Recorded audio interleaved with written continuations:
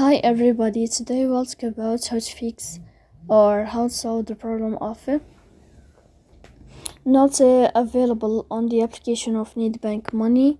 We click on settings.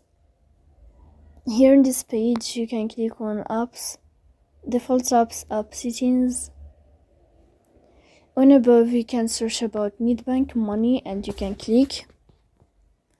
Then this page we can click on first stop and you can click OK.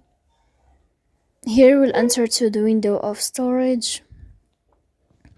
Then you can click on clear cache, but pay attention, don't click clear data because that can delete your account.